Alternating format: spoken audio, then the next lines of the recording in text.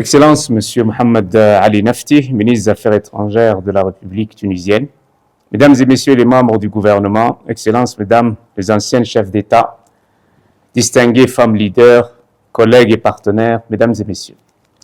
Je vous adresse mes salutations chaleureuses ainsi que ma profonde appréciation pour votre engagement en faveur de l'agenda Femmes, Paix et Sécurité.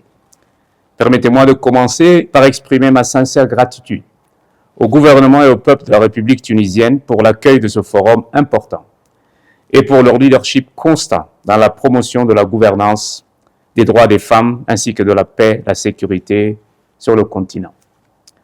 Je souhaite tout particulièrement saluer la présence de son Excellence, Madame Sahle-Work Zewede, présidente de la République fédérale démocratique d'Éthiopie anciennement, et de son Excellence, Madame Joyce Banda, ancienne présidente aussi de la République du Malawi.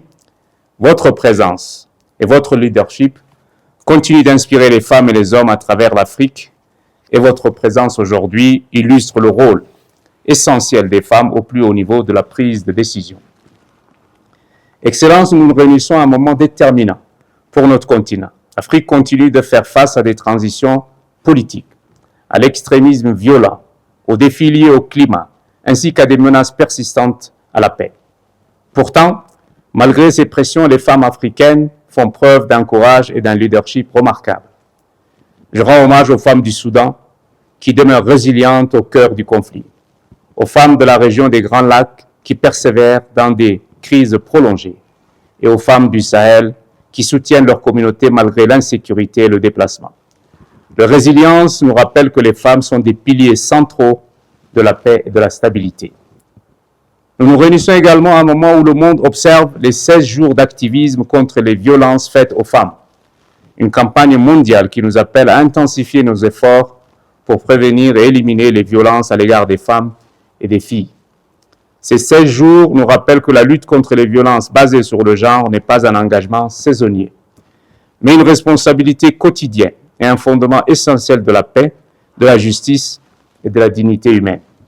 Alors que l'Afrique avance dans la mise en œuvre de la Convention de l'Union africaine sur l'élimination des violences faites aux femmes et aux filles, ce moment offre une occasion cruciale de renouveler le plaidoyer, de mobiliser des ressources et de renforcer la redevabilité.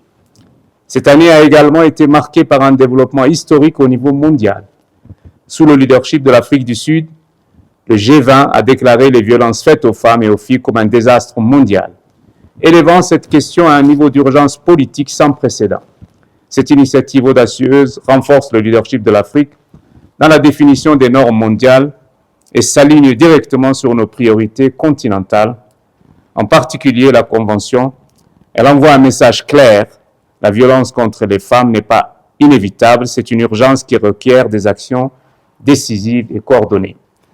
Ce moment coïncide également avec le 25e anniversaire de la résolution 1325 du Conseil de sécurité des Nations Unies. L'Afrique demeure à l'avant-garde dans la mise en œuvre de cet agenda global grâce à un cadre normatif solide. Le protocole de Maputo, la déclaration solennelle sur l'égalité du genre en Afrique, la stratégie Femmes Wise Afrique, le réseau des femmes leaders africaines et plus récemment la Convention pour l'élimination des violences faites aux femmes. Ces instruments reflètent notre détermination collective à placer les femmes au cœur de la paix, de la sécurité, de la gouvernance. Cependant, des efforts urgents restent nécessaires.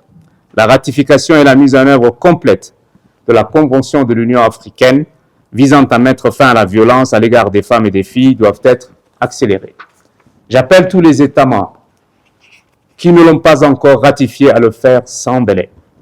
Cette convention n'est pas seulement une obligation juridique, c'est un impératif politique et moral pour garantir la protection, la justice et la redevabilité envers les femmes et les filles sur tout le continent.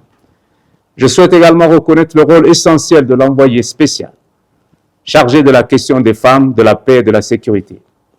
Je salue l'engagement de la précédente envoyée pour son leadership dévoué, et je souhaite chaleureusement la bienvenue à la nouvelle envoyée dont l'expérience diplomatique sera déterminante pour faire avancer les priorités africaines en matière de paix et de sécurité des femmes.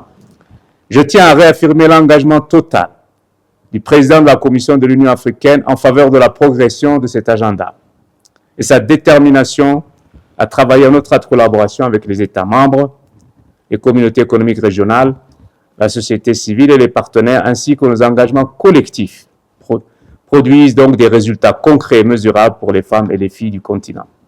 L'Afrique a réalisé des avancées significatives sur les 37 plans d'action nationaux, un renforcement des réseaux de médiation, tels que Femmes Wise Africa, ainsi que des plateformes de solidarité dynamiques, comme le réseau des femmes leaders africaines. Mais